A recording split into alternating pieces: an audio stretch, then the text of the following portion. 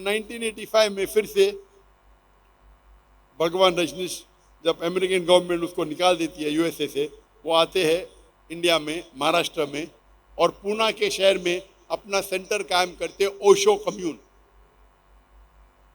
और जब आप वहाँ जाएंगे, उनके समाधि पे लिखा हुआ है, समाधि की तख्ती पे, Osho never born, never died, but visited the earth from the 11th of December 1931 to the 19th of January 1990।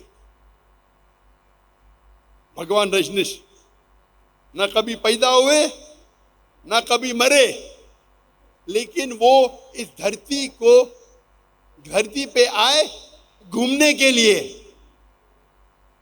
11 दिसंबर 1931 से 19 जनवरी 1990 तक के वो उस तख्ती पे लिखने भूल गए कि भगवान रजनीश को 22 मुमालिक का वीजा नहीं मिला। 22 मुमालिक, आप सोच सकते, खुदा धरती पे आ रहे सैर करने के लिए, और खुदा को जरूरत है वीजा की।